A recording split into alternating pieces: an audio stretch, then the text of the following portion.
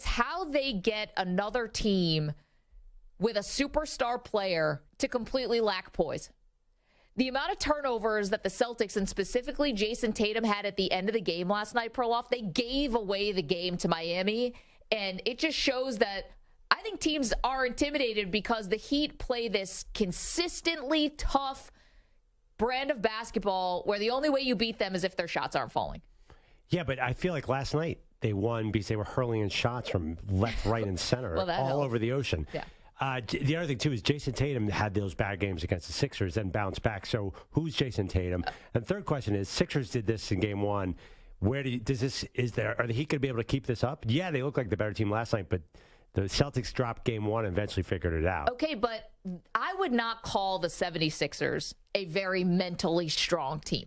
There are games that we know that James Harden is beat before he even gets on the court. We know, we pencil these in, these bad James Harden games. And to be honest, bad Embiid games too. I mean, he totally no-showed in game 7. I think there's a thing about the mental toughness of the Heat where even more than the Celtics. Like, the Celtics are going to turn the ball over. That's what hurt them last year in the finals, too. The Heat don't do that kind of thing.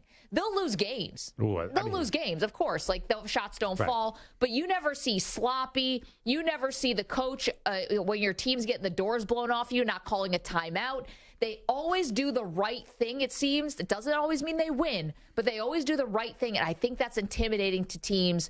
And that's what makes this different from the last series against the 76ers. It's funny. When I hear intimidating, I think Shaq. Dug your face. Draymond, a little different, yeah. Well, I'm not talking about that. Yeah, it's a different kind of intimidating. Just intimidating because you don't think. I mean, in the first half, they were really sloppy, uncharacteristically. Right? They had 11 turnovers in the first half. I think only 1 or 2 in the second half. Yeah, so they definitely you saw a good Heat and a bad Heat. Yeah, I don't know. For example, Jimmy Butler hit that long three towards the end of the game. It was a decisive three. He was 10 feet behind the line. It rattled in and out. That's a little sports guy. There was a lot of those shots last night. I was watching them like, I don't know if they're going to continually hit this. Max Strus, when he got hot in the third quarter, had a guy in his face and just started draining threes. Gabe Vincent. I keep on waiting for these guys like Cinderella. What's the expression? The glass slipper to come home or something. Turn into a pumpkin? Yes. Clock strikes midnight? Gabe Vincent and Max Strus and that other G League guy. Caleb Martin? Caleb Martin, yes. When are these guys going to show their background? Okay, but here's the thing. They are battle-tested. They made it to a Game 7 of the Eastern Conference Finals last year, and they were one Jimmy Butler miss away from winning that Game 7. And usually those kind of role players don't shoot like that on the road. They usually shoot like that at home. They do it on the road. And I would actually contend that it's not just these lucky shots. I think they're making their own luck because they're turning the ball over at incredible rate and they're efficient in the fourth quarter. Like, they talked about this on the broadcast a lot last night, which is how good the Heat are in close games and how much better they are in close games than the Boston Celtics are in close games. And that's your star players, it's smart players, and it's a good coach. And we just saw Jason Tatum set a new record for points scored in a Game 7. All right, he had 51 points to send Perloff 76ers to Cancun. He didn't even get the ball, barely, in the fourth quarter. He scored 4 points in the fourth quarter. And it's like, that's never going to happen with the Heat. The ball's not going to be in Jimmy Butler's hand. There's got to be a reason it's not in Jimmy Butler's hand, not because the other team is baiting them into something like what happened with Boston last night. Yeah, I mean, this, like we said, Tatum does this a lot, though. He's had a lot of bad games. He's probably had more bad games in the playoffs than good games this year. He had 7 points in one game against the Sixers. Here's the thing. They shot 52% from three last night. The Heat. Yeah, that's a wild clip. I'm taking the Celtics in game 2. Well, game 2. I mean, history will show you that they're going to win that one. I honestly am a little nervous about betting against Jimmy Butler. He's got that Joe Burrow feel right now. Like, don't bet against Jimmy Butler. Right. I know. I just think the shots everything was falling for the Heat last night, and it just doesn't strike me as repeatable. Okay, you told me this before the show, but you have not told me what it is. Okay. By the way, you're welcome to call 855-212-4CBS, 855-212-4227. Quick hello to the Weedos and the Purple Drinkers in the chat. Hello. Perloff has not told me, but he's like, I have a perfect comp for Jimmy Butler. Like, a comp for Jimmy Butler? Who? Jimmy Butler is the comp. Who's the comp for Jimmy Butler? Why have you kept this from me all morning? Okay. I will tell you right now, this is going to sound crazy. Okay. I saw a little Michael Jordan on the court last night. Get out of here. Stop. So here's a stat. Jimmy Butler and Michael Jordan, the only players with multiple road playoff games with 30 points, 5 rebounds, 5 assists, 5 steals, and there's one other category. 35, 5, and 5. Only, 5 boards, 5 assists, 5 steals. The steals last night. Who did that remind you? 6 steals. Dropping into the passing lane and just seeing the entire court as it is unfolding. It reminded me so much of Jordan in the playoffs because Jordan would just he wouldn't play any one-on-one defense. He would just start to play the passing lanes as he got older. Yeah. Jimmy was doing the same thing. And just, there's a superior player on the court when he's getting key steals. If you look at the all-time steals leaders, it's like Jordan, LeBron. I mean, it's the great, great players. Yeah. And that's, to me last night, that's where Jimmy took over the game. When he was getting those steals, I'm like, oh, he's the best guy here. It wasn't even just the steals. It was also like, the Tatum travels, like just sort of getting them off. Like he kind of gets people off of their game a little bit. Jimmy Butler like Jordan. Yeah. Also, the other thing, too, is obviously he's playing like Jordan right now. He's scoring 30-something points a game. Yeah. He's hitting everything. And like Jordan, he's mid-range. He's not really a three-point shooter at all. He's getting the hole, and he's just, right now, yeah, I don't think that's a stretch to say Jimmy Butler in this postseason is playing Michael Jordan-like. Because how many points a game is he scoring? 32 points a game, shooting 58% or something. He's been ridiculous. I know that's crazy to say that, but he's definitely having a Jordan-esque playoff. Interesting. I mean, Jordan-esque playoff is kind of like the highest compliment you can give to somebody. If he gets through this entire NBA playoffs and wins the whole thing, then I'll feel really good about it. Of course. Yes, because Jordan never lost when he got to an NBA final. Yes. So they're up 1-0. Seems like they could get out of the East. Yeah. How they would find the height to hang with Denver or LA, I have no idea.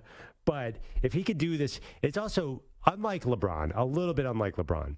Jordan had I am going to do it on my own. I know Pippen was there, but it was always Jordan, and everything flowed through him. Yeah, everything is flowing through Jimmy. Well, the other thing, too, about Jordan, that sometimes LeBron does this, but sometimes he doesn't, which is not only am I going to close this game out on the offensive side, but I'm also going to close this game out on the defensive side. Yeah. So whoever your best player is right now, I'm D'ing them up. That was always like a Jordan thing, which LeBron did do sometimes, like in his prime. Pete Tollner in the chat, youtube.com/CBS Sports Radio. Jimmy Bucket's unstoppable and the most clutch closer in the playoffs. Oh, he definitely is. But here's the funny thing. When you and I talked about this, 24 hours ago, we said, who's the best player left in the playoffs? Yeah. We did a top 5. You and I both had Jokic as number 1. But I had Butler, too. I know, yet I think the Heat are the more intimidating team, even than the Nuggets, even than the Lakers. Like, I think right now the Heat are more intimidating than the Lakers. Yeah. Well, yeah, than the Lakers, but not the Nuggets. I think in the Nuggets, too. I guess we're usually intimidating differently. I mean, listen, you get out on the court, you see a front line of Michael Porter, Aaron Gordon, and Jokic coming at you.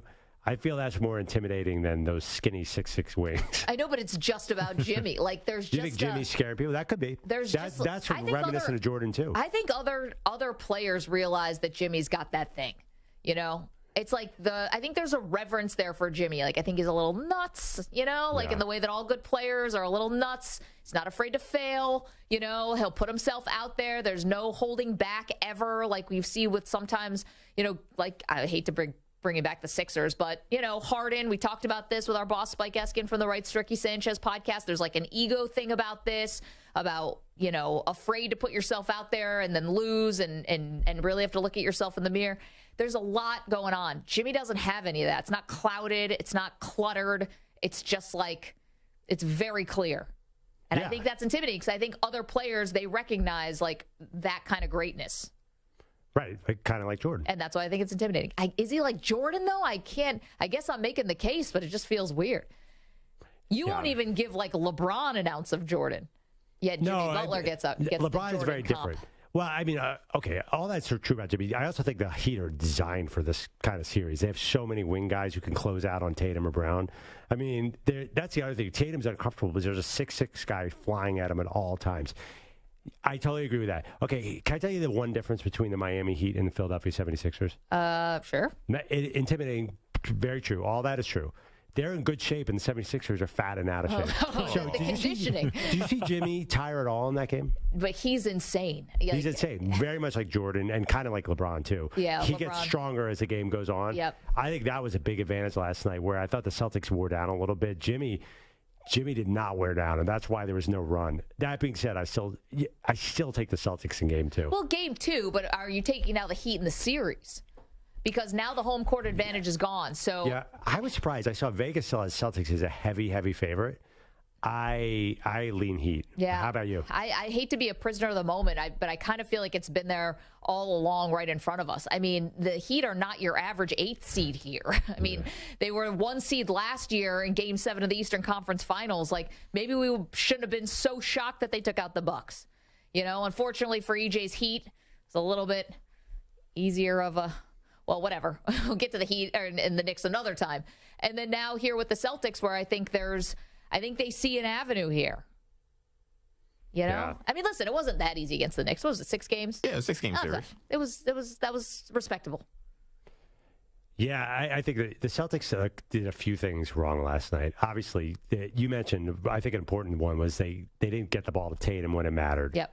I thought that they were generally, in the second half, not aggressive. Like, there's one big guy on the Heat. It's Adebayo. Just keep on driving in. Because foul trouble seems like we never talk about foul trouble. Foul trouble come up a lot in these last 2 games. Last night, like, the teams were both starting to lean toward it. Yeah. So I would just try, if you get Miami, if you get Jimmy in foul trouble, where are the Heat? Well, I think he just keeps playing just as hard. I do. Yeah, but then he doesn't stop, you know? Right, but he'll get a 6. I'm saying, like, I think he got up to, did he get up to 5 last night? He was pretty close.